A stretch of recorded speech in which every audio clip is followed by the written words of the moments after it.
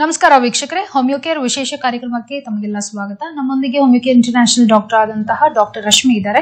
ಇಂದಿನ ಕಾರ್ಯಕ್ರಮದ ಮೂಲಕ ಸೋರಿಯಾಸಿಸ್ ನ ಬಗ್ಗೆ ಹೆಚ್ಚಿನ ಮಾಹಿತಿಯನ್ನು ಪಡ್ಕೊಳ್ಳೋಣ. ಇದನ್ನು ಸೋರಿಯಾಸಿಸ್ ಯಾವ ರೀತಿಯಾದಂತಹ ಒಂದು ಚರ್ಮದ ಸಮಸ್ಯೆ ಆಗಿರುತ್ತೆ, ಅಥವಾ ಇದು ಒಂದು ಸೋಂಕು ರೋಗ ಆಗುತ್ತಾ, ಅಥವಾ ಸೋರಿಯಾಸಿಸ್ ನ ಯಾವ ರೀತಿ ಸರಿಪಡಿಸಿಕೊಳ್ಳಬಹುದು, ಹೀಗೆ ಹಲವಾರು ಮಾಹಿತಿಯನ್ನ ಕಾರ್ಯಕ್ರಮದಲ್ಲಿ ನಾವು ಕೂಡ ತಿಳ್ಕೊಳ್ಳೋಣ. ಕಾರ್ಯಕ್ರಮಕ್ಕೆ ಸ್ವಾಗತ doctor. Thank you. So doctor, ಸಾಮಾನ್ಯವಾಗಿ ಸೋರಿಯಾಸಿಸ್ ಅಂತ ಹೇಳಿದ ತಕ್ಷಣ ಸಾಕಷ್ಟು ರೀತಿಯಾದಂತಹ ಒಂದು ಕನ್ಫ್ಯೂಷನ್ಸ್ ಇರುತ್ತೆ. ಸೊ ಈ ಒಂದು ಸೋರಿಯಾಟಿಕ್ ಸ್ಕಿನ್ ಅಥವಾ ನಾರ್ಮಲ್ ಸ್ಕಿನ್ ಯಾವ ರೀತಿ ನಾವು ಡಿಫ್ರೆನ್ಶಿಯೇಟ್ ಮಾಡಬಹುದು? ಸೊ ಸೋರಿಯಾಸಿಸ್ ಅಂತ ಹೇಳಿದಾಗ which is the largest skin disorder ಅಂತಾನೆ ಹೇಳ್ಬೋದು. ಸೊ ನಾನ್ ಕಾಂಟೇಜಿಯಸ್ ಡಿಸಾರ್ಡರ್ ಅಂತ. ಸೊ ಚರ್ಮ ಅಂತ ಹೇಳಿದಾಗ ಸೊ ನಮ್ಮ ಒಂದು ದೇಹದ ಅತಿ ದೊಡ್ಡ ಅಂಗ ಅಥವಾ largest organ of the body ಅಂತ. ಸೊ ಅದರಲ್ಲಿ ಹಲವಾರು ಸಮಸ್ಯೆಗಳನ್ನ ನೋಡ್ಬೋದು. ರೈಟ್ ಫ್ರಮ್ ದಿ ಪಿಂಪಲ್ಸ್ ಅಥವಾ ಆಕ್ನೆ ಇರ್ಬೋದು, ಆರ್ಟಿಕೇರಿಯಾ ಲ್ಯಾಶಸ್ ಇರ್ಬೋದು. ಸೊ ಇದೆಲ್ಲ ಬಂದ್ರೂ ಹೇಗೆ ವರಿ ಮಾಡ್ತಾರೋ ಹಾಗೆ ಈ ಸೋರಿಯಾಸಿಸ್ ಅಂತ ಬಂದಾಗ ಸೊ ಅವ್ರಿಗೆ ಒಂದು ಸ್ಮಾಲ್ ಲೆಜನ್ ಆಗೋ ಅಥವಾ ಗುಳ್ಳೆ ಆಗೋ ಶುರು ಆಗುತ್ತೆ. ಬಟ್ ಆದ್ರೆ ಇಡೀ ದೇಹವನ್ನೇ ಆವರಿಸುವಂಥದ್ದಿರ್ಬೋದು. ಸೊ ಇದರಿಂದ ಅವರು ಮಾನಸಿಕವಾಗಿ ಮತ್ತೆ ದೈಹಿಕವಾಗಿ ಕುಗ್ಗಿ ಹೋಗ್ತಾರೆ ಅಂತಾನೆ ತಿಳಿಸ್ಬೋದು. ಅಂಡ್ ಮೋರ್ ಆಫ್ ಒಂದು ಫಿಸಿಕಲ್ ಸಿಂಪ್ಟಮ್ಸ್ ಜೊತೆಗೆ ಮೆಂಟಲಿ ಕೂಡ ತುಂಬಾ ಸಫರ್ ಆಗ್ತಿರ್ತಾರೆ. ಸೊ ಹಲವಾರು ಕಾರಣಗಳಿಂದ ಸೋರಿಯಾಸಿಸ್ ಬರುತ್ತೆ. ಸೋರಿಯಾಸಿಸ್ ಅಂತ ಹೇಳಿದಾಗ ಸೊ ಮೋರ್ ಆಫ್ ಒಂದು ನಮ್ಮ ಸ್ಕಿನ್ ಲೈಫ್ ಸೈಕಲ್ ಏನಿದೆ, ಸೊ ವಿತಿನ್ ಒಂದು 25 days to 35 days ಒಳಗಡೆ ಚರ್ಮ ಬರುವಂಥದ್ದು, ಸೊ ಮತ್ತೆ ಶೆಡ್ ಆಗುವಂಥದ್ದು, ಮತ್ತೆ ಹೊಸ ಚರ್ಮ ಬರುವಂಥದ್ದು. ಸೊ ಈ ಪ್ರೊಸೆಸ್ ನಡೀತಾ ಇರುತ್ತೆ. But in case of psoriasis ಅಲ್ಲಿ ಸೊ ಮೋರ್ ದೆನ್ ಒಂದು ಸ್ಕಿನ್ ಸೆಲ್ಸ್ ಎಲ್ಲ ಬಿಲ್ಡಪ್ ಆಗ್ತಾ ಬರ್ಬೋದು. ಸೊ ಅಲ್ಲಲ್ಲಿ ಡೆಪಾಸಿಟ್ ಆಗ್ತಾ ಹೋಗುತ್ತೆ. ಸೊ ಯಾವಾಗ ಒಂದು ಚರ್ಮದ ಪದರಗಳು ಹೆಚ್ಚಾಗ್ತಾ ಹೋಗುತ್ತೋ ಸೊ ಅಲ್ಲೇ ಡೆಪಾಸಿಟ್ ಆಗ್ತಾ ಬರುತ್ತೋ ಸೊ ತದನಂತರ ಅದು ಒಂದು ಪುಡಿ ಪುಡಿಯಾಗಿ ಉದುರೋದಕ್ಕೆ ಶುರು ಆಗುತ್ತೆ. ಅಥವಾ ವೈಟಿಶ್ ಸಿಲ್ವರಿ ಸ್ಕೇಲಿ ಫ್ಲೇಕ್ಸ್ ಅಂತಾನೆ ಹೇಳ್ಬೋದು, which is A characteristic symptom of psoriasis ಅಂತ. ಸೊ ಈ ಪ್ರೋಸೆಸ್ ನಡೀತಾ ಇರುತ್ತೆ. So 10 times multiplication than normal skin ಅಂತ. ಸೊ ಇದು ಸೋರಿಯಾಸಿಸ್ ಅಲ್ಲಿ ಒಂದು ಆಗುವಂತ ಪ್ರೋಸೆಸ್ ಅಂತಾನೆ ಹೇಳ್ಬೋದು. ಸೊ ಇದಾದಾಗ ಒಬ್ಬೊಬ್ರು ಒಂದೊಂದು ರೀತಿಯಲ್ಲಿ ಸಫರ್ ಆಗ್ತಿರ್ತಾರೆ. ಸೊ ಮೋರ್ ಒಂದು ಹೊರಗಡೆ ಬರಕ್ಕಾಗೋದಿಲ್ಲ, ಹಿಂಜರಿಯುವಂಥದ್ದು. ಸೊ ಇನ್ನ ಕೆಲವ್ರಿಗೆ ಭಯ ಇರುತ್ತೆ. ಸೊ ಅವ್ರ ಜೊತೆ ಕುತ್ಕೊಂಡು ಫುಡ್ ಶೇರ್ ಮಾಡೋದಾಗಿರ್ಬೋದು, ಅಥವಾ ಅವ್ರ ಜೊತೆ ಮಿಂಗಲ್ ಆಗಿರೋದಾಗಿರ್ಬೋದು. ಸೊ ಇನ್ನ ಮ್ಯಾರೇಜ್ ಪ್ರಪೋಸಲ್ಸ್ ಆಗಿರ್ಬೋದು. ಸೊ ಎಲ್ಲದ್ರಿಂದ ಒಂದು ಹಿಂದುಳಿತಾ ಬರ್ತಾರೆ ಈ ಸೋರಿಯಾಟಿಕ್ ಪೇಷಂಟ್ ಅಂತಾನೆ ಹೇಳ್ಬೋದು. ಈ ಸೋರಿಯಾಸಿಸ್ ಹಲವಾರು ಒಂದು ಪಾರ್ಟ್ಸ್ ಅಲ್ಲಿ ಕಾಣಿಸ್ಕೊಳ್ಳುತ್ತೆ. ಸೊ ಕೆಲವ್ರಿಗೆ ಬರೀ ತಲೆಭಾಗದ ಅಷ್ಟೇ ಕಾಣಿಸ್ಕೊಳ್ಬೋದು, ಅದನ್ನ ಸ್ಕ್ಯಾಲ್ಪ್ ಸೋರಿಯಾಸಿಸ್ ಅಂತ ಹೇಳ್ತೀವಿ. ಸೊ ಇನ್ನ ಕೆಲವ್ರಿಗೆ ಸೊ ಇಡೀ ದೇಹವನ್ನೇ ಆವರಿಸುವಂಥದ್ದಿರ್ಬೋದು. ಸೊ ಬೇರೆ ಬೇರೆ ಭಾಗದಲ್ಲಿ ಕೂಡ ಈ ಸೋರಿಯಾಸಿಸ್ ಸಮಸ್ಯೆ ಕಾಣಿಸ್ಬೋದು. ಅಂಡ್ ಬರೋದಕ್ಕೆ ಕಾರಣ ಹಲವಾರು ಅಂತಾನೆ ಹೇಳ್ಬೋದು. ಸೊ ಬೇಸಿಕಲಿ ಇದೊಂದು ಆಟೋ ಇಮ್ಯೂನ್ ಡಿಸಾರ್ಡರ್ ಅಂತ. ಸೊ ಅಂದ್ರೆ ಮೋರ್ ಆಫ್ ಒಂದು self destruction of the cells ಅಂತಾನೆ ಹೇಳ್ಬೋದು. ಸೊ ಅಥವಾ ಆಟೋ ಇಮ್ಯೂನ್ ಡಿಸಾರ್ಡರ್ ಅಂತ ಹೇಳಿದಾಗ ಸೊ ಒಂದು ಫ್ಯಾಮಿಲಿ ಹಿಸ್ಟ್ರಿಯಿಂದ ಇದು ಟ್ರಿಗರ್ ಆಗಿ ಬರ್ಬೋದು. ರಿಸ್ಕ್ ಫ್ಯಾಕ್ಟರ್ ಒಂದು 25 to 30% ಆಫ್ ದಿ ಕೇಸಸ್ ಅಲ್ಲಿ, ಅಥವಾ ಓವರ್ ಆಕ್ಟಿವ್ ಇಮ್ಯೂನ್ ಸಿಸ್ಟಮ್ ಅಂತ ಹೇಳ್ತೀವಿ. ಸೊ ಅದರಿಂದ ಕೂಡ ಈ ಸೋರಿಯಾಸಿಸ್ ಬರೋ ಚಾನ್ಸಸ್ ಇರುತ್ತೆ. ಸೊ ಹಲವಾರು ಕಾರಣಗಳಿಂದ ಸೋರಿಯಾಸಿಸ್ ಬರುವಂಥದ್ದು. ಅಂಡ್ ಅದರಿಂದ ಅವರು ತುಂಬಾ ಸಫರ್ ಆಗ್ತಿರ್ತಾರೆ, ಡಿಪ್ರೆಷನ್ಗೆ ಒಳಗಾಗುವಂಥದ್ದು. So if it is untreated so it can lead to multiple complications ಅಂತ ಕೂಡ ಹೇಳ್ಬೋದು.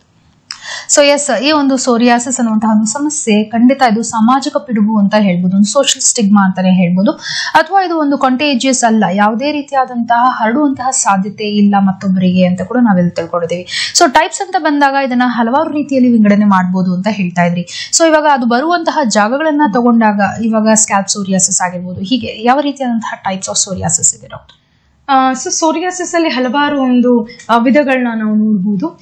ಸೊ ಅದರಲ್ಲಿ ಅಕಾರ್ಡಿಂಗ್ ಟು ಪಾರ್ಟ್ಸ್ ಅಂತ ಹೋದಾಗ ಸ್ಕ್ಯಾಲ್ಪ್ ಸೋರಿಯಾಸಿಸ್ ಅಂತ ಹೇಳ್ತೀವಿ, ಅಂದ್ರೆ ತಲೆ ಭಾಗದಲ್ಲಿ ಕಾಣಿಸ್ಕೊಳ್ಳುವಂಥದ್ದು. So initially which is mistaken for dandruff. So ಎಷ್ಟೊಂದು ಜನಕ್ಕೆ ಗೊತ್ತಿರೋದಿಲ್ಲ ಅದು ಡ್ಯಾಂಡ್ರಫ್ ಅಥವಾ ತಲೆ ಹೊಟ್ಟು ಅಂತ ಏನೋ ಅನ್ಕೊಂಡಿರ್ತಾರೆ. ಸೊ ಅದನ್ನ ಹಾಗೆ ನೆಗ್ಲೆಕ್ಟ್ ಮಾಡೋದು ಕೂಡ ಉಂಟು. ಸೊ ಯಾವಾಗ ಫ್ಲೇಕ್ಸ್ ತುಂಬಾ ಜಾಸ್ತಿ ಆಗ್ತಾ ಹೋಗುತ್ತೋ, ಆ ಕಿವಿ ಹಿಂಭಾಗದಲ್ಲಿ ಆ ಲೆಜನ್ ಶುರು ಆಗುತ್ತೋ, ಅಥವಾ ಕುತ್ತಿಗೆ ಕೆಳಭಾಗದಲ್ಲಿ ಬರೋದಕ್ಕೆ ಶುರು ಆಗುತ್ತೋ, ಸೊ ಆಗ ಒಂದು ಚರ್ಮದ ಕಾಯಿಲೆ ಇರ್ಬೋದು, ಅಥವಾ ಏನೋ ಸಮಸ್ಯೆ ಇದೆ ಅಂತ ತೋರ್ಸಕ್ ಹೋದಾಗ ಅದು ಸೋರಿಯಾಸಿಸ್ ಅಂತ ಗೊತ್ತಾಗುವಂಥದ್ದು. ಸೊ ಅದು ಸ್ಕ್ಯಾಲ್ಪ್ ಸೋರಿಯಾಸಿಸ್ ಅಲ್ಲಿ ನಾವು ನೋಡ್ಬೋದು. ಸೊ ಇನ್ನ ಕೆಲವ್ರಿಗೆ ಬರೀ ಅಂಗಾಲು ಮತ್ತೆ ಅಂಗೈನಲ್ಲಿ ಅಷ್ಟೇ ಕಾಣಿಸ್ಕೊಳ್ಳುತ್ತೆ ಈ ಸೋರಿಯಾಟಿಕ್ ಲೆಜನ್ಸ್. ಕೆಲವ್ರಿಗೆ ಬ್ಲಿಸ್ಟರ್ಸ್ ಫಾರ್ಮ್ಸ್ ಅಲ್ಲಿ ಇರ್ಬೋದು, ಅಥವಾ ಇನ್ನ ಕೆಲವ್ರಿಗೆ ಕ್ರಾಕ್ಲಿಂಗ್ ಎಡ್ಜಸ್ ಅಂತ ಹೇಳ್ತೀವಿ, ಕಾಲು ಹೊಡೆದಿರೋ ತರ ಆಗುತ್ತೆ, ಅಥವಾ ಸೀಳ್ ಬಿಟ್ಟಿರೋ ಹಾಗೆ ಕಾಣಿಸುವಂಥದ್ದು. ಸೊ ಅದರಿಂದ ಬ್ಲೀಡಿಂಗ್ ಕೂಡ ಆಗ್ಬೋದು, ಅವರ ಡೇ ಟು ಡೇ ಆಕ್ಟಿವಿಟೀಸ್ ಮಾಡೋದಕ್ಕೂ ತುಂಬಾ ಕಷ್ಟ ಆಗುವಂಥದ್ದು.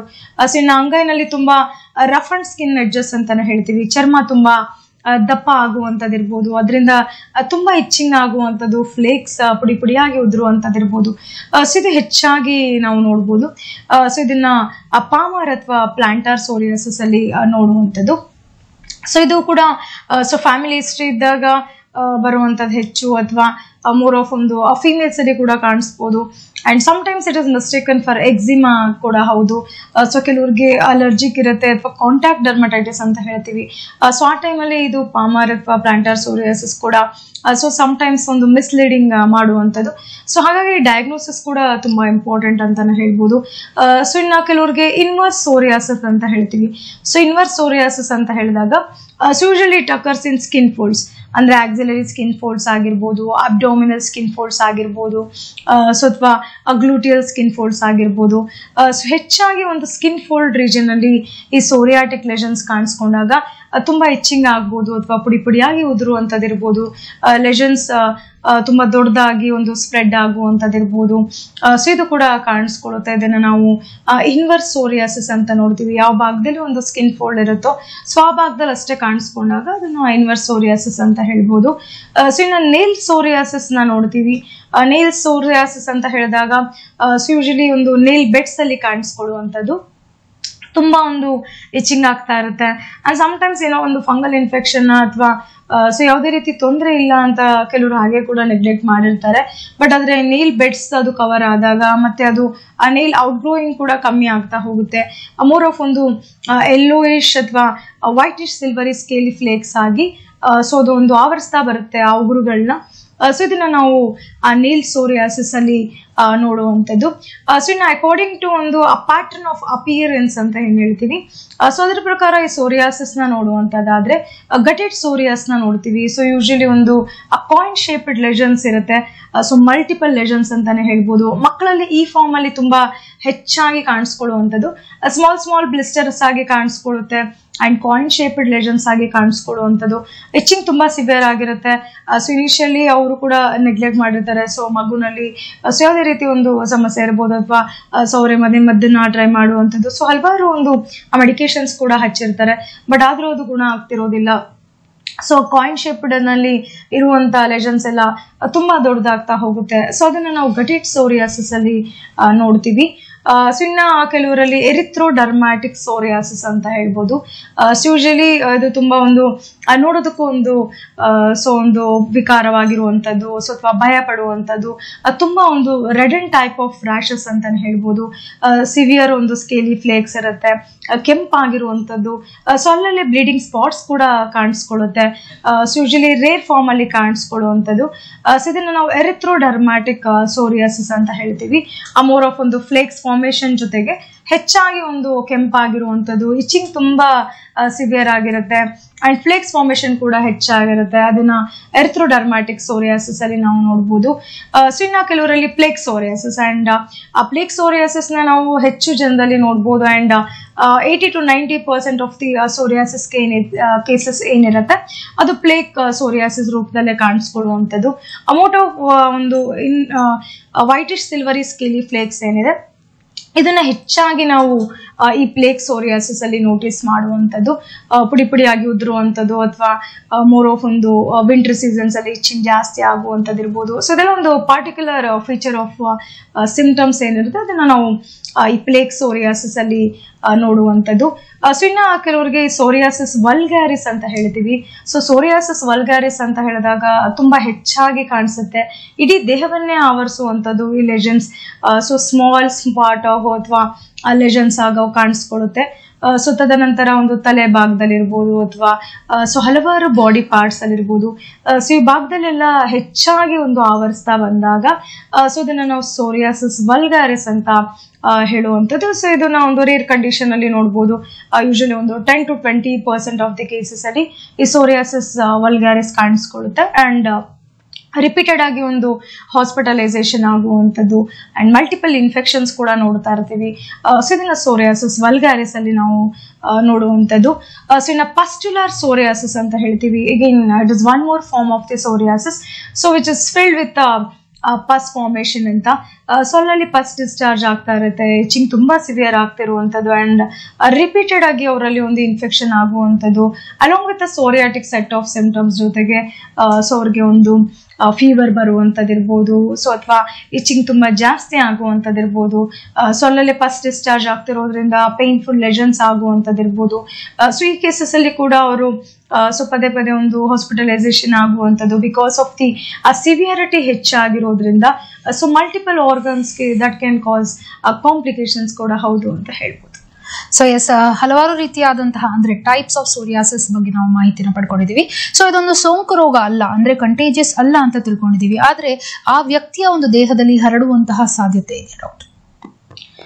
ಸೊ ಸೋರಿಯಾಸಿಸ್ ಅಂತ ಹೇಳಿದಾಗ ಸೊ ಎಷ್ಟೊಂದು ಜನಕ್ಕೆ ಒಂದು ಭಯ ಇರುತ್ತೆ. ಸೊ ಅವ್ರ ಜೊತೆ ಕುತ್ಕೊಂಡ್ರೆ ಅಥವಾ ಫುಡ್ ಶೇರ್ ಮಾಡೋದ್ರಿಂದ ಆಗ್ಲಿ ಸೊ ಅವ್ರ ಮತ್ತೊಬ್ಬರಿಗೆ ಬರುತ್ತೆ. ಸೊ ಹಾಗಾಗಿ ಅವ್ರನ್ನ ಅವಾಯ್ಡ್ ಮಾಡೋದೇ ಹೆಚ್ಚು ಅಂತಾನೆ ಹೇಳ್ಬೋದು. ಸಾಮಾಜಿಕ ಪಿಡುಗು ಕೂಡ ಹೌದು. ಸೊ ಅವ್ರು ಸೋಷಿಯಲ್ ಡಿಸ್ಟೆನ್ಸಿಂಗ್ ತುಂಬಾನೇ ಇರುತ್ತೆ.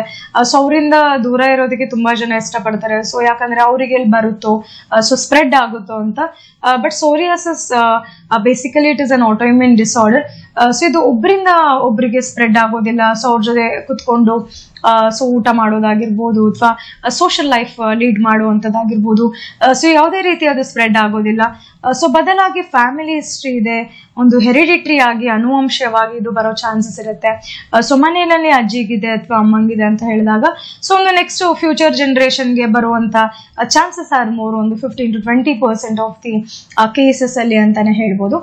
So this is mainly because of the genetic problem ಅಂತಾನೆ, ಥ್ರೂ ಜೀನ್ಸ್ ಕಾಣಿಸ್ಕೊಡುವಂಥದ್ದು. ಸೊ ಅದು ಒಂದು ಕಾರಣ ಅಂತಾನೆ ಹೇಳ್ಬೋದು.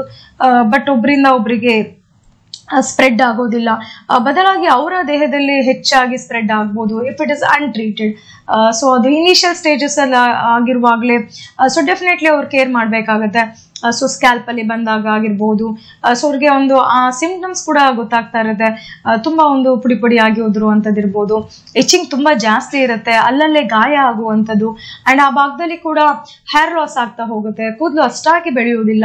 ಸೊ ಇದೆಲ್ಲ ಸಿಂಪ್ಟಮ್ಸ್ ಕಾಣಿಸ್ತಿದೆ ಅರ್ಲಿ ಆಗಿ ಅಂತ ಹೇಳಿದಲ್ಲಿ ಸೊ ಡೆಫಿನೆಟ್ಲಿ ಅವರು ಆಗ್ಲಿ ಟ್ರೀಟ್ಮೆಂಟ್ ಪಡ್ಕೊಂಡ್ರೆ ಆ ಕಾಂಪ್ಲಿಕೇಶನ್ಸ್ ನ ಅವಾಯ್ಡ್ ಮಾಡ್ಬೋದು. ಅಲ್ಲಲ್ಲಿ ಒಂದು ಪ್ಯಾಚಿ ಬಾಲ್ನೆಸ್ ಆಗಿರ್ಬೋದು ಅಥವಾ ಸೋರಿಯಾಸಿಸ್ ಸ್ಪ್ರೆಡ್ ಆಗೋದಿರ್ಬೋದು. ಸೊ ಅದನ್ನ ಕೂಡ ಅವಾಯ್ಡ್ ಮಾಡುವಂಥದ್ದು. ಅಂಡ್ ಅವರ ದೇಹದಲ್ಲಿ ಕೆಲವ್ರಿಗೆ ತುಂಬಾ ಫಾಸ್ಟ್ ಸ್ಪ್ರೆಡ್ಡಿಂಗ್ ಇರುತ್ತೆ, ಕೆಲವ್ರಿಗೆ ಒಂದು ಲಿಮಿಟೆಡ್ ಪಾರ್ಟ್ಸ್ ಅಲ್ಲಿ ಕಾಣಿಸ್ಕೊಳ್ಳುತ್ತೆ.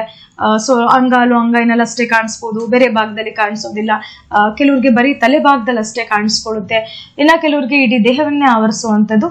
ಇಟ್ ಡಿಪೆಂಡ್ಸ್ ಅವ್ರಿಗೆ ಯಾವ ತರ ಸೋರಿಯಾಸಿಸ್ ಬಂದಿದೆ ಅಂಡ್ ಅವರ ಮೋರ್ ಆಫ್ ಒಂದು ಇಮ್ಯೂನ್ ಸಿಸ್ಟಮ್ ಲೆವೆಲ್ ಅಂತ ಏನು ಹೇಳ್ತೀವಿ.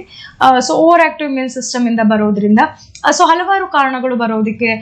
ಸೊ ಒಂದು ಲಾಟ್ ಆಫ್ ಸ್ಟ್ರೆಸ್ ಇರ್ಬೋದು, ಟೆನ್ಷನ್ ಇರ್ಬೋದು, ಒತ್ತಡವಾದ ಜೀವನ ಶೈಲಿ ಅಂತ ಹೇಳ್ತೀವಿ. ಸೊ ಅದು ಕೂಡ ಒಂದು ಕಾರಣ ಆಗುತ್ತೆ. ಅಂಡ್ ಫ್ಯಾಮಿಲಿ ಹಿಸ್ಟ್ರಿ ಇದ್ದಾಗ again the chances are more. And ಮಕ್ಕಳಲ್ಲಿ ಕೂಡ ಸೊ ಫ್ಯಾಮಿಲಿ ಹಿಸ್ಟ್ರಿ ಇದ್ದಾಗ ಸೊ ಅರ್ಲಿ ಏಜ್ ಅಲ್ಲಿ ಕೂಡ ಕಾಣಿಸ್ಕೊಡುವಂಥದ್ದು. ಸೊ ಇನ್ ಅದರ್ ಕಾಸಸ್ ಅಂತ ಹೇಳಿದಾಗ ಒಂದು ಲಾಂಗ್ ಸ್ಟ್ಯಾಂಡಿಂಗ್ ಕೆಮಿಕಲ್ಸ್ ಕಾಂಟ್ಯಾಕ್ಟ್ ಅಂತಾನೆ ಹೇಳ್ಬೋದು. ಲೈಕ್ ಇನ್ಸೆಕ್ಟಿಸೈಡ್ಸ್ ಇರ್ಬೋದು, ಪೆಸ್ಟಿಸೈಡ್ಸ್ ಇರ್ಬೋದು, ಅಥವಾ ಆರ್ಸೆನಿಕ್, ಲೆಡ್, ಮರ್ಕ್ಯೂರಿ ಅಂತಹ ಸೊ ಒಂದು ಪವರ್ಫುಲ್ ಒಂದು ಕೆಮಿಕಲ್ಸ್ ಏನಿರುತ್ತೆ. ಸೊ ಅದರಿಂದ ಒಂದು ಅವ್ರ ಕಾಂಟ್ಯಾಕ್ಟ್ ಬಂದಿದ್ದೆ ಅದಲ್ಲಿ ಕೆಲವ್ರ ಸ್ಕಿನ್ ತುಂಬಾ ಸೆನ್ಸಿಟಿವ್ ಇದ್ದಾಗ ಸೊ ಅದರಿಂದ ಕೂಡ ಸೋರಿಯಾಸಿಸ್ ಬರೋ ಚಾನ್ಸಸ್ ಇರುತ್ತೆ ಅಂತಾನೆ ಹೇಳ್ಬೋದು. ಸೊ ಇನ್ನ ಕೆಲವರಲ್ಲಿ ಮೋರ್ ಆಫ್ ಒಂದು ಅವ್ರಿಗೆ ಒಂದು ಲೈಫ್ ಸ್ಟೈಲ್ ಚೆನ್ನಾಗಿಲ್ಲ, ಹೆಚ್ಚಾಗಿ ಒಂದು ಸ್ಟ್ರೆಸ್ ಇರುತ್ತೆ, ಅಥವಾ ಅದರ್ ಡಿಸಾರ್ಡರ್ ಕೂಡ ಇರುತ್ತೆ. ಲೈಕ್ ಡಯಾಬಿಟಿಕ್ ಇರ್ಬೋದು, ಥೈರಾಯ್ಡ್ ಇರ್ಬೋದು, ಒಂದು ಮಲ್ಟಿಪಲ್ ಮೆಟಬಾಲಿಕ್ ಡಿಸಾರ್ಡರ್ಸ್ ಇಂದ ಕೂಡ ಅವರು ಸಫರ್ ಆಗ್ತಿದ್ದಾಗ ಈ ಸೋರಿಯಾಸಿಸ್ ಇರ್ಬೋದು ಅಥವಾ ಎವಿಟಿಲಿಗೋ ಇರ್ಬೋದು, ಮೋರ್ ಆಫ್ ಒಂದು ಆಟೋಇಮ್ಯೂನ್ ಡಿಸಾರ್ಡರ್ಸ್ ಅಂತ ಹೇಳ್ತೀವಿ. ಸೊ ಅದು ಒಂದು ಜೊತೆಗೆ ಬರುವ ಚಾನ್ಸಸ್ ಇರುತ್ತೆ ಅಂತಾನೆ ಹೇಳ್ಬೋದು. ಅಂಡ್ ಕೆಲವರಲ್ಲಿ ಫುಡ್ ಪ್ಯಾಟರ್ನ್ ಇರ್ಬೋದು ಅಥವಾ ಸೊ ಅವರ ಲೈಫ್ ಸ್ಟೈಲ್ ಇರ್ಬೋದು, ಆಲ್ರೆಡಿ ಸೋರಿಯಾಸಿಸ್ ಇಂದ ಸಫರ್ ಆಗ್ತಿದ್ದಾರೆ. ಸೊ ಅವರಲ್ಲಿ ಒಂದು ಹ್ಯಾಬಿಟ್ಸ್ ಇರುತ್ತೆ, ಲೈಕ್ ಆಲ್ಕೋಹಾಲ್ ಇರ್ಬೋದು, ಸ್ಮೋಕಿಂಗ್ ಇರ್ಬೋದು.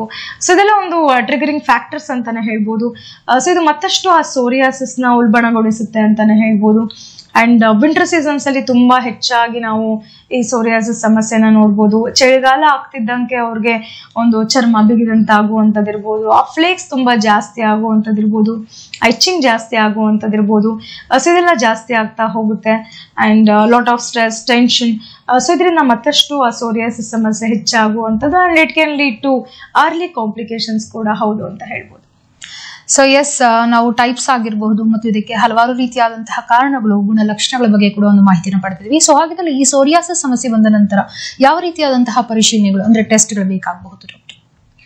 ಸೊ ಇನ್ನ ಟೆಸ್ಟ್ ಅಂತ ಹೇಳಿದಾಗ, so most of the cases ಅಲ್ಲಿ ಸೋರಿಯಾಸಿಸ್ ಬಂದಿದೆ ಅಂದಾಗ ಈ physical examination is more than enough ಅಂತಾನೆ ಹೇಳ್ಬೋದು. ಸೊ ಅದರಿಂದ ಗೊತ್ತಾಗುತ್ತೆ ಅವ್ರಿಗೆ ಸೋರಿಯಾಸಿಸ್ ಎಷ್ಟು ಮಟ್ಟಿಗಿದೆ ಅಥವಾ ಯಾವ ತರ ಸೋರಿಯಾಸಿಸ್ ಆಗಿದೆ. ಸೊ ಒಂದು ಎಕ್ಸಾಮಿನೇಷನ್ ಮಾಡುವಾಗಲೇ ಅವ್ರೊಂದು ಕೇಸ್ ಹಿಸ್ಟ್ರಿ ಆಗಿರ್ಬೋದು, ಸೊ ಫ್ಯಾಮಿಲಿ ಹಿಸ್ಟ್ರಿ ಏನಾದ್ರು ಇದೆಯಾ ಅಥವಾ ಸೊ ಅವರಿಗೆ ಒಂದು ಟೈಮಲ್ಲಿ ಬಂದಿರುವಂತದ್ದ, ಸೊ ಏನ್ ಕಾರಣ ಅಂತ ತಿಳ್ಕೊಬೇಕಾಗುತ್ತೆ. ಅಂಡ್ ಕೆಲವ್ರಿಗೆ ಅಂಗಾಲು ಅಂಗೈನಲ್ಲಷ್ಟೇ ಕಾಣಿಸ್ಕೊಳ್ಳುತ್ತೆ, ಇನ್ನು ಕೆಲವ್ರಿಗೆ ಲೆಷನ್ಸ್ ತುಂಬಾ ಜಾಸ್ತಿ ಆಗುತ್ತೆ, ಒಂದು ಒಟ್ಟೊಟ್ಟಾಗಿ ಪುಡಿ ಪುಡಿ ಆಗಿ ವೈಟಿಶ್ ಸಿಲ್ವರಿ ಸ್ಕೇಲಿ ಫ್ಲೇಕ್ಸ್ ಅಂತ ಹೇಳ್ತೀವಿ, which is A characteristic symptom of psoriasis. So ಅದರಿಂದ ಮೋಸ್ಟ್ ಆಫ್ ದಿ ಕೇಸಸ್ ಅಲ್ಲಿ ಡಯಾಗ್ನೋಸ್ ಆಗುತ್ತೆ. But sometimes psoriasis it mimics like dry eczema ಅಂತ ಹೇಳ್ಬೋದು. ಅದರಲ್ಲೂ ಒಂದು ವೈಟಿಶ್ ಸಿಲ್ವರಿ ಸ್ಕೇಲಿ ಫ್ಲೇಕ್ಸ್ ಇರುತ್ತೆ. ಆ ಡ್ರೈ ಆಗುವಂಥದ್ದು, ಚರ್ಮ ಪುಡಿ ಪುಡಿಯಾಗಿ ಉದುರುವಂಥದ್ದು, ಇದು ನಾವು ಡ್ರೈ ಎಕ್ಸಿಮಾನಲ್ಲಿ ಕೂಡ ನೋಡ್ಬೋದು. ಸೊ ಇನ್ ದಟ್ ಕೇಸ್ ಅದು ಕನ್ಫ್ಯೂಷನ್ಗೆ ಲೀಡ್ ಆಗ್ತಿದೆ. ಸೊ ಡಯಾಗ್ನೋಸ್ ಆಗ್ತಿಲ್ಲ ಅಂತ ಹೇಳಿದಾಗ ಬಯೋಪ್ಸಿ ಅಂತ ಹೇಳ್ತೀವಿ. ಒಂದು ಸೋರಿಯಾಟಿಕ್ ಲೆಷನ್ಸ್ ಏನಿದೆ, ಸೊ ಅದನ್ನ ಅಂಡರ್ ಮೈಕ್ರೋಸ್ಕೋಪ್ ಇಟ್ಟು ನೋಡಿದಾಗ ಸೊ ಅದು ಸೋರಿಯಾಸಿಸ್ ಇಂದಾನೆ ಬಂದಿರುವಂತದ್ದ ಅಥವಾ ಸೊ ಮತ್ತೆ ಯಾವ್ದಾದ್ರು ಚರ್ಮದ ಕಾಯಿಲೆ ಇರುವಂತದ್ದ, ಎಕ್ಸಿಮಾನ, ಸೊ ಅಥವಾ ಸೆಬರೋಯಿಕ್ ಡರ್ಮಟೈಟಿಸ್ ಇದೆಯಾ ಇನ್ ಕೇಸ್ ಆಫ್ ಸ್ಕ್ಯಾಲ್ಪ್ ನಲ್ಲಿ ಇದ್ದಾಗ, ಸೊ ಇದೆಲ್ಲ ಒಂದು ತಿಳ್ಕೊಳ್ಳುವಂಥದ್ದು. ಸೊ ಇದರಿಂದ ಒಂದು ಡಯಾಗ್ನೋಸ್ ಆಗ್ಬೋದು. ಅಂಡ್ ಬೇಸಿಕ್ ಬ್ಲಡ್ ಟೆಸ್ಟ್ ಅಂತ ಹೇಳ್ತೀವಿ, CBC ಇರ್ಬೋದು, ESR ಇರ್ಬೋದು, ಅಂಡ್ ಒಂದು IG ಲೆವೆಲ್ಸ್ ಅಂತ ಹೇಳ್ತೀವಿ. ಸೊ ಅದನ್ನ ಕೂಡ ನೋಡುವಂಥದ್ದು. ಅಂಡ್ ಅದ್ರ ಜೊತೆಗೆ ಅವ್ರದ್ದು ಒಂದು ಅಲರ್ಜಿ ಕಣಗಳು ಜಾಸ್ತಿ ಇದೆ, ಸೊ ಕೆಲವು ಫುಡ್ಗೆ ಅಲರ್ಜಿಕ್ ಇರ್ತಾರೆ, ಸೊ ಅದರಿಂದ ಜಾಸ್ತಿ ಆಗ್ತಿದೆ. If it is necessary comprehensive allergy test ಅಂತ ಹೇಳ್ತೀವಿ. ಸೊ ಇದನ್ನೆಲ್ಲ ಮಾಡಿಸೋದ್ರಿಂದ ಒಂದು ಕ್ಲಿಯರ್ ಪಿಕ್ಚರ್ ಸಿಗುತ್ತೆ. ಅಂಡ್ ಸೋರಿಯಾಸಿಸ್ ಜೊತೆಗೆ ಮಲ್ಟಿಪಲ್ ಮೆಟಬಾಲಿಕ್ ಡಿಸಾರ್ಡರ್ಸ್ ಇರೋದವ್ರು ಕೂಡ ಇರ್ತಾರೆ. ಹೈಪರ್ ಟೆನ್ಷನ್ ಇರುತ್ತೆ, ಡಯಾಬಿಟಿಕ್ ಇರುತ್ತೆ, ಥೈರಾಯ್ಡ್ ಸಮಸ್ಯೆ ಇರುತ್ತೆ. ಸೊ ಇದೆಲ್ಲ ಒಂದು ಕಂಟ್ರೋಲ್ ಇರುವಂತದ್ದ. ಬಿಕಾಸ್ ಥೈರಾಯ್ಡ್ ಸಮಸ್ಯೆ ಇರೋರಲ್ಲಿ ಸೋರಿಯಾಸಿಸ್ ಕಾಣಿಸ್ಕೊಂಡಾಗ ಸ್ಕಿನ್ ತುಂಬಾ ಡ್ರೈ ಆಗುವಂಥದ್ದು, ಇಚ್ಚಿಂಗ್ ಇನ್ನ ಮತ್ತಷ್ಟು ಜಾಸ್ತಿ ಆಗುವಂಥದ್ದು, ಜಾಯಿಂಟ್ ಪೇನ್ ಕಾಣಿಸ್ಕೊಳ್ಳುವಂಥದ್ದು ಇರ್ಬೋದು, ಸೋರಿಯಾಟಿಕ್ ಆರ್ಥರೈಟಿಸ್ ಅಂತ ಹೇಳ್ತೀವಿ. ಹೀಗೆ ಹಲವಾರು ಕಾಂಪ್ಲಿಕೇಶನ್ಸ್ ಆಗುವಂಥದ್ದು in case of multiple metabolic disorders ಇರೋರಲ್ಲಿ. ಅಂಡ್ ಆಲ್ರೆಡಿ ಡಯಾಬಿಟಿಕ್ ಇದ್ದಾರೆ, ಸೊ ಅವರಲ್ಲಿ ಸೋರಿಯಾಸಿಸ್ ಇದೆ ಅಂತ ಹೇಳಿದಾಗ so it can lead to repeated infections ಕೂಡ ಹೌದು. ಸೊ ಹಾಗಾಗಿ ಅವರ ಹಿಸ್ಟ್ರಿ ತುಂಬಾ ಇಂಪಾರ್ಟೆಂಟ್. ಶುಗರ್ ಕಂಟ್ರೋಲ್ ಇದೆಯಾ ಅಥವಾ ಒಂದು ಥೈರಾಯ್ಡ್ ಲೆವೆಲ್ಸ್ ಎಲ್ಲ ನಾರ್ಮಲ್ ಇದೆಯಾ, ಸೊ ಇದನ್ನೆಲ್ಲ ನೋಡ್ಬೇಕಾಗತ್ತೆ. ಅಂಡ್ ಆಲ್ರೆಡಿ ಮೆಡಿಕೇಶನ್ಸ್ ತುಂಬಾ ವರ್ಷದಿಂದ ಕೆಲವರು ತಗೊಳ್ತಿರ್ತಾರೆ. ಹಿಸ್ಟ್ರಿ ಅಂತ ನೋಡಿದಾಗ ಮೋರ್ ದೆನ್ ಒಂದು 15 to 20 years ಇಂದ ಕೇಸ್ ಹಿಸ್ಟ್ರಿ ಇರುತ್ತೆ, ಅಥವಾ ಚೈಲ್ಡ್ಹುಡ್ ಅಲ್ಲಿ ಸೋರಿಯಾಸಿಸ್ ಬಂದವರು ಕೂಡ ಕ್ಲಿನಿಕಲ್ಲಿ ಬರುವಂತದ್ದು. ಸೊ ಹಾಗಾಗಿ ಅವರ ಕೇಸ್ ಹಿಸ್ಟ್ರಿನ ಕಂಪ್ಲೀಟ್ ಆಗಿ ತಗೋಬೇಕಾಗುತ್ತೆ. ಅಂಡ್ ಆಲ್ರೆಡಿ ಅವರು ಎಷ್ಟು ದಿವಸ ಮೆಡಿಕೇಶನ್ಸ್ ಮಾಡ್ತಿದ್ದಾರೆ ಅಥವಾ ಯಾವ ಮೆಡಿಸಿನ್ಸ್ ತಗೊಳ್ತಿದ್ದಾರೆ, ಸೊ ಆಲ್ರೆಡಿ ಅವರು ಅದಕ್ಕೆ ಕೂಡ ಕೆಲವು ಅದರ್ ಆರ್ಗನ್ಸಿಗೆ ಕೂಡ ಎಫೆಕ್ಟ್ ಆಗಿರುವಂತದ್ದು ಇರ್ಬೋದು. ಮೋರ್ ಆಫ್ ಒಂದು ಇಮ್ಯುನೋ ಸಪ್ರೆಸೆಂಟ್ಸ್ ತಗೊಂಡಾಗ ಅಥವಾ ಎಕ್ಸ್ಟರ್ನಲ್ ಅಪ್ಲಿಕೇಶನ್ ಹಚ್ಚಿ ಸಪ್ರೆಸ್ ಮಾಡಿದಾಗ, ಸೊ ಅದರ ಒಂದು ರೆಸ್ಪಿರೇಟರಿ ಡಿಸಾರ್ಡರ್ಸ್ ಕೂಡ ಕಾಣುವಂಥದ್ದು.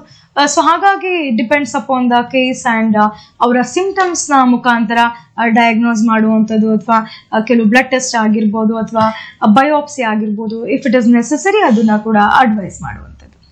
ಸೊ ಎಸ್, ಈ ಒಂದು ಸೋರಿಯಾಸಿಸ್ ಹಂತ ಹಂತವಾಗಿ ಬೆಳೀತಾ ಹೋಗ್ತಾ ಇರೋದ್ರಿಂದ ಕಾಂಪ್ಲಿಕೇಶನ್ಸ್ ಕೂಡ ಹೆಚ್ಚಾಗುತ್ತೆ. ಸೊ ಸೋರಿಯಾಸಿಸ್ ಅನ್ನೋದು ಚರ್ಮದ ಸಮಸ್ಯೆ, ಆದ್ರೆ ಕಾಂಪ್ಲಿಕೇಶನ್ಗೆ ಬಂದಾಗ ಇದು ಆರ್ಥರೈಟಿಸ್ ಅಂದ್ರೆ ಸೋರಿಯಾಟಿಕ್ ಆರ್ಥರೈಟಿಸ್ ಆಗಿ ಸಾಧ್ಯತೆ ಇದೆ. ಸೊ ಇದು ಯಾವ ರೀತಿ ಬದಲಾವಣೆಗಳಾಗಬಹುದು ಡಾಕ್ಟರ್? ಸೊ ನೀವು ಹೇಳಿದಾಗೆ ಕಾಂಪ್ಲಿಕೇಶನ್ಸ್ ತುಂಬಾ ಹೆಚ್ಚಾಗಿ ನೋಡ್ತೀವಿ ಅದು ಸೋರಿಯಾಸಿಸ್ ಕೇಸಸ್ ಅಲ್ಲಿ. ಕೆಲವರಿಗೆ ಕಾಂಪ್ಲಿಕೇಶನ್ಸ್ ತುಂಬಾ ಅರ್ಲಿಯಾಗಿ ಕಾಣಿಸ್ಕೊಳ್ಳುತ್ತೆ, ಇನ್ನು ಕೆಲವ್ರಿಗೆ ಲಾಂಗ್ ಟರ್ಮ್ ತುಂಬಾ ವರ್ಷ ಆದ್ಮೇಲೆ ಕಾಂಪ್ಲಿಕೇಶನ್ಸ್ ನ ಕೂಡ ನಾವು ನೋಡ್ಬೋದು. ಸೊ ಅದರಲ್ಲಿ ಮೊದಲನೇದಾಗಿ ನಾವು ಸೋರಿಯಾಟಿಕ್ ಆರ್ಥರೈಟಿಸ್ ಅಂತ ಹೇಳ್ತೀವಿ. ಸೊ ಯಾವಾಗ ಈ ಸೋರಿಯಾಟಿಕ್ ಲೆಷನ್ಸ್ ಜಾಯಿಂಟ್ ಸ್ಪೇಸಸ್ ಅಲ್ಲಿ ಕಾಣಿಸ್ಕೊಳ್ಳುತ್ತೋ, ಲೈಕ್ ಮೋರ್ ಆಫ್ ಒಂದು ಫಿಂಗರ್ ಜಾಯಿಂಟ್ಸ್ ಇರ್ಬೋದು, ಎಲ್ಬೋ ಜಾಯಿಂಟ್ಸ್ ಇರ್ಬೋದು, ನೀ ಜಾಯಿಂಟ್ ಇರ್ಬೋದು, ಸೊ ಆಂಕಲ್ ಜಾಯಿಂಟ್ ಇರ್ಬೋದು. ಸೊ ಎನಿ ಜಾಯಿಂಟ್ಸ್ ಅಲ್ಲಿ ಅದು ಲೆಷನ್ಸ್ ಕಾಣಿಸ್ಕೊಂಡಾಗ ಸೊ ಆಫ್ಟರ್ ಒಂದು 10 to 15 years ಆಗಿರ್ಬೋದು, ಅಥವಾ ಕೆಲವರಿಗೆ ಒಂದು ಸೋರಿಯಾಸಿಸ್ ಬಂದು ಕೆಲವೇ ವರ್ಷಗಳಾಗಿದೆ, ಸೊ ಆದ್ರೂ ಕೂಡ ಜಾಯಿಂಟ್ ಪೇನ್ ಹೇಳ್ತಿರ್ತಾರೆ. ಸೊ ಕೈ ಕಾಲು ನೋವು ಬರುತ್ತೆ, ಸೊ ಬೆಳಗ್ಗೆ ಎದ್ದ ತಕ್ಷಣ ಜಾಯಿಂಟ್ ಪೇನ್ ಜಾಸ್ತಿ, ಸ್ವಲ್ಪ ಹೊತ್ತಾದ್ಮೇಲೆ ಮತ್ತೆ ಕಮ್ಮಿ ಆಗುತ್ತೆ, ವಿಂಟರ್ ಸೀಸನ್ಸ್ ಬರ್ತಿದ್ದಾಗ ಜಾಸ್ತಿ ಆಗುವಂಥದ್ದು, ಫೋಲ್ಡಿಂಗ್ ಕೆಪಾಸಿಟಿನ ಕಮ್ಮಿ ಆಗ್ತಾ ಹೋಗುತ್ತೆ, ಸೊ ಅಂಗವೈಕಲ್ಯಕ್ಕೆ ಒಳಗಾಗ್ಬೋದು, ಡಿಫಾರ್ಮಿಟಿ ಅಥವಾ ಸಾಸೇಜ್ ಶೇಪ್ಡ್ ಫಿಂಗರ್ಸ್ ಅಂತ ಹೇಳ್ತೀವಿ. So which is one of the complication of psoriasis. So ಆಗ ಅವ್ರಿಗೆ ಒಂದು ವೈಡ್ ರೇಂಜ್ ಆಫ್ ಮೂವ್ಮೆಂಟ್ಸ್ ಇರೋದಿಲ್ಲ, ರೆಸ್ಟ್ರಿಕ್ಟೆಡ್ ಮೂವ್ಮೆಂಟ್ಸ್ ಅಥವಾ ಪೇನ್ಫುಲ್ ಮೂವ್ಮೆಂಟ್ಸ್ ಅಂತಾನೆ ಹೇಳ್ಬೋದು. ಸೊ ಅದು ಕೂಡ ಕಾಣಿಸುವಂಥದ್ದು. ಸೊ ಹಾಗಾಗಿ ಸೋರಿಯಾಸಿಸ್ ಇಂದ ಸೋರಿಯಾಟಿಕ್ ಆರ್ಥರೈಟಿಸ್ ನ ನೋಡ್ತೀವಿ. ಅಂಡ್ ಅದರ್ ಕಾಂಪ್ಲಿಕೇಶನ್ಸ್ ಅಂತ ಹೇಳಿದಾಗ ಇದು ಬೇರೆ ಅಂಗಾಂಗಕ್ಕೆ ಕೂಡ ಅಫೆಕ್ಟ್ ಆಗುತ್ತೆ.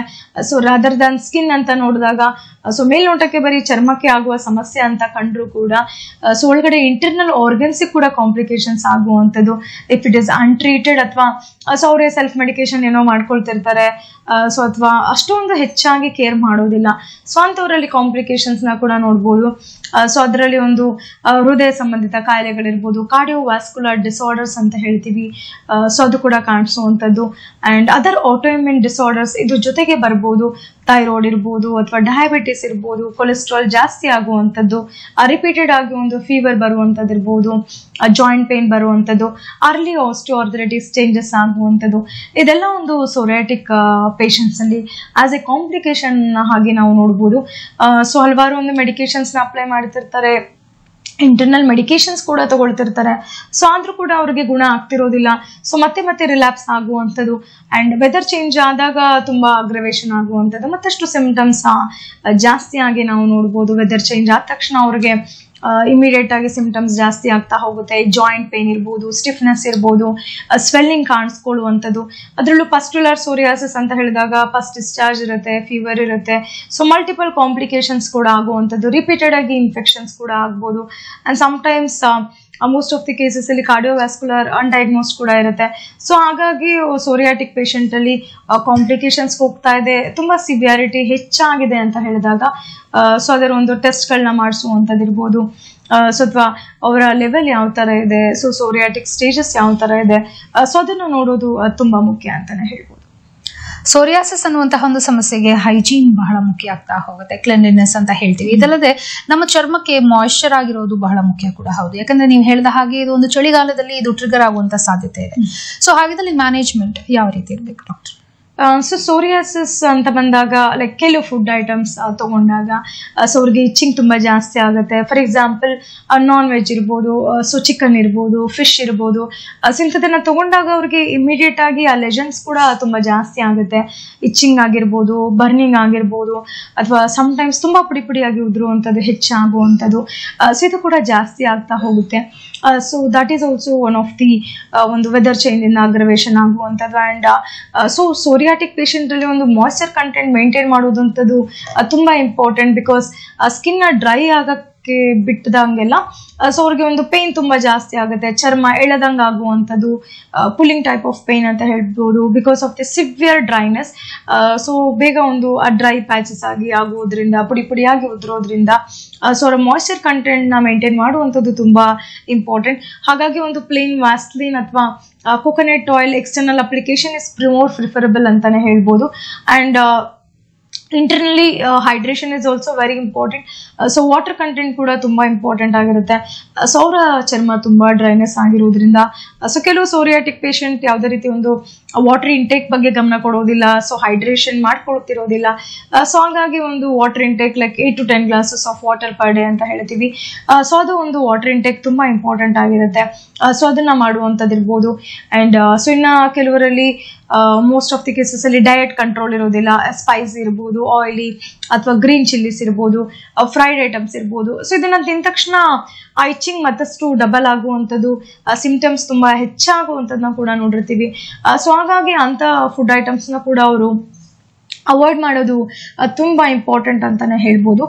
ಸೊ ಸ್ವಲ್ಪ ಮಟ್ಟಿಗೆ ಕಂಟ್ರೋಲ್ ಇಟ್ಕೊಳ್ಳುವಂಥದ್ದು. ಸೊ ಇನ್ನು ಹೆಚ್ಚಾಗಿ ಸೊಪ್ಪು ಇರ್ಬೋದು, ತರಕಾರಿ ಇರ್ಬೋದು, ಮೋರ್ ಆಫ್ ಒಂದು ಆಂಟಿ ಆಕ್ಸಿಡೆಂಟ್ಸ್ ರಿಚ್ ಫುಡ್ ಅಂತ ಏನು ಹೇಳ್ತೀವಿ, ಅದು ಅವ್ರಿಗೆ ತುಂಬಾ ಹೆಲ್ಪ್ ಆಗುತ್ತೆ. ಸೊ ಎಸ್ಪೆಷಲಿ ಕೆಲವ್ರಿಗೆ ಒಂದು ಬ್ರಿಂಜಾಲ್ ತಿಂದ್ರೆ ಇಚ್ಚಿಂಗ್ ಜಾಸ್ತಿ ಆಗುವಂಥದ್ದು, ಟೊಮ್ಯಾಟೊ ತಿಂದ್ರೆ ಇಚ್ಚಿಂಗ್ ಜಾಸ್ತಿ ಆಗುವಂಥದ್ದು.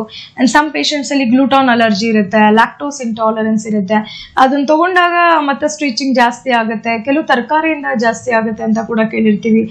ಸೊ ಹಾಗಾಗಿ ಅದನ್ನ ಸ್ವಲ್ಪ ಕಂಟ್ರೋಲ್ ಮಾಡುವಂಥದ್ದು ಇನಿಷಿಯಲ್ ಸ್ಟೇಜಸ್ ಅಲ್ಲಿ. ಅಂಡ್ ಸೊ ಅದ್ರ ಜೊತೆಗೆ ಮೆಡಿಸಿನ್ಸ್ ತಗೊಳ್ಳೋದ್ರಿಂದ ಸ್ವಲ್ಪ ಮಟ್ಟಿಗೆ ಕಂಟ್ರೋಲ್ ಕೂಡ ಮಾಡ್ಬೋದು. ಅಂಡ್ ಸೋರಿಯಾಟಿಕ್ ಬೇಸಿಕಲಿ ಒಂದು ಸೋರಿಯಾಸಿಸ್ ಅಂತ ಬಂದಾಗ ಸೊ ಮ್ಯಾರೇಜ್ ಪ್ರಪೋಸಲ್ಸ್ಗೆ ಹಿಂದೋಗ್ತಾರೆ, ಅಥವಾ ಸೋಷಿಯಲ್ ಡಿಸ್ಟೆನ್ಸ್ ಹೆಚ್ಚಾಗಿರುತ್ತೆ. ಯಾವುದೇ ಒಂದು ಸಭೆ ಸಮಾರಂಭಗಳಿಗಿರ್ಬೋದು ಅಥವಾ ಒಂದು ಯಾವುದೇ ರೀತಿ ಒಂದು ಫಂಕ್ಷನ್ ಇರ್ಬೋದು, ಸೊ ಅವ್ರು ಹೋಗೋಕ್ಕೆ ತುಂಬ ಹಿಂಜರಿತಿರ್ತಾರೆ. ಇದರಿಂದ ಮಾನಸಿಕವಾಗಿ ತುಂಬ ಕುಗ್ಗಿ ಹೋಗೋದ್ರಿಂದ ಸೊ ಡಿಪ್ರೆಷನ್ ಅಂದರೆ ಖಿನ್ನತೆಗೆ ಒಳಗಾಗಿರೋದನ್ನ ಕೂಡ ನೋಡಿರ್ತೀವಿ. ಸೊ ಹಾಗಾಗಿ ಅವರು ಕೂಡ ಒಂದು ಸೊಸೈಟಿನಲ್ಲಿ ಕನ್ಸಿಡರ್ ಮಾಡಬೇಕು. ಆ್ಯಂಡ್ ಮೋರ್ ಆಫ್ ಒಂದು ಸರೌಂಡಿಂಗ್ ಎನ್ವೈರನ್ಮೆಂಟ್ ಇದೆ ಅಥವಾ ಫ್ಯಾಮಿಲಿ ಮೆಂಬರ್ಸ್ ಆಗಿರ್ಬೋದು, ಸೊ ಸಪೋರ್ಟಿವ್ ಆಗಿರೋದ್ರಿಂದ ಸೊ ಅವರ ಒಂದು ಸೋರಿಯಾಸಿಸ್ ಏನಿದೆ ಸೊ ಅದು ಕೂಡ ಒಂದು ಕಾಂಪ್ಲಿಕೇಶನ್ ಆಗದೆ ಇರೋದಂತೆ ನೋಡ್ಬೋದು.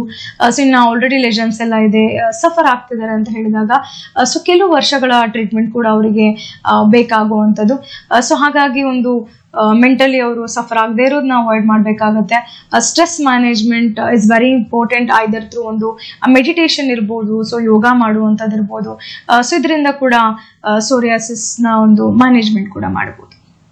ಸೊ ಹಾಗಿದ್ದಲ್ಲಿ ಈ ಒಂದು ಕಾಯಿಲೆ ಅಂತ ಏನ್ ಹೇಳ್ತೀವಿ ಅಥವಾ ಸಮಸ್ಯೆ ಅಂತ ಹೇಳ್ತೀವಿ, ಇದು ಒಮ್ಮೆ ಸರಿ ಹೋದ ನಂತರ ಮತ್ತೆ ಮರುಕಳಿಸಿ ಬರುವಂತಹ ಸಾಧ್ಯತೆ ಇದೆಯಾ doctor? So again it depends upon the stage ಅಂತ ಹೇಳ್ಬೋದು.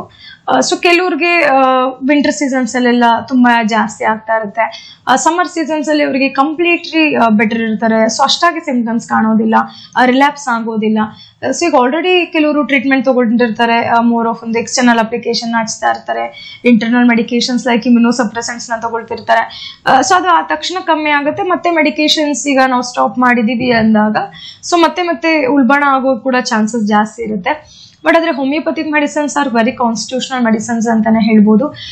So whether it is through genetic, so family history ಏನಾದರೂ ಇರುವಂಥದ್ದ, ಸೊ ಅಥವಾ ಅವ್ರಿಗೆ ಒಂದು ಓವರ್ ಆಕ್ಟಿವ್ ಇಮ್ಯೂನ್ ಸಿಸ್ಟಮ್ ಇಂದ ಬಂದಿರುವಂಥದ್ದ, ಸೊ ಯಾವ ಕಾರಣದಿಂದ ಬಂದಿದೆ, lot of stress, tension, so autoimmune disorder, so ಇದನ್ನೆಲ್ಲ ಒಂದು ಕೇಸ್ ಎವ್ಯಾಲ್ಯೂಯೇಷನ್ ಮಾಡಿ ಹೋಮಿಯೋಪತಿಕ್ ಮೆಡಿಸಿನ್ಸ್ ಕೊಡೋದ್ರಿಂದ ಕೆಲವು ಡ್ಯೂರೇಷನ್ ಆಫ್ ಟ್ರೀಟ್ಮೆಂಟ್ ಅಂದರೆ ಕೆಲವ್ರಿಗೆ ಫ್ಯೂ ಇಯರ್ಸ್ ಬೇಕಾಗ್ಬೋದು ಅಥವಾ ಕೆಲವ್ರಿಗೆ ಫ್ಯೂ ಮಂತ್ಸ್ ಅಲ್ಲಿ ಗುಣ ಆಗುವಂಥದ್ದು. Again depends upon the conditions ಅಥವಾ ಬಾಡಿ ರೆಸ್ಪಾನ್ಸ್ ಅಂತ ಕೂಡ ಹೇಳ್ಬೋದು. ಸೊ ಆಗ ಮೆಡಿಸಿನ್ಸ್ ಕೊಡ್ತಾ ಬಂದಾಗ ಗ್ರಾಜುಯಲ್ ಆಗಿ ಇಂಪ್ರೂವ್ಮೆಂಟ್ ಆಗುವಂಥದ್ದು ಆ್ಯಂಡ್ ರೆಕರ್ ಆಗೋ ಚಾನ್ಸಸ್ ಕೂಡ ಕಮ್ಮಿ ಅಂತ ಹೇಳ್ಬೋದು. ಸೊ ಎಸ್ ವೀಕ್ಷಕರೇ, ಸೋರಿಯಾಸಿಸ್ ನ ಬಗ್ಗೆ ಸಂಪೂರ್ಣ ಮಾಹಿತಿನ ನೀವು ಕೂಡ ಪಡ್ಕೊಂಡಿದ್ದೀರಲ್ಲ ಡಾಕ್ಟರ್, ತಾವು ಕೂಡ ಕಾರ್ಯಕ್ರಮಕ್ಕೆ ಬಂದಿದ್ದಕ್ಕೆ ಧನ್ಯವಾದಗಳು. Thank you. ವೀಕ್ಷಕರೇ, ನಿಮ್ಮ ಆರೋಗ್ಯ ನಮ್ಮ ಕಾಳಜಿ. ಹೊಸ ಮಾಹಿತಿ ಹೊಸ ಸಂಚಿಕೆ ಮೂಲಕ ನಾನು ನಿಮ್ಮನ್ನ ಭೇಟಿ ಆಗ್ತೀನಿ. ಧನ್ಯವಾದ.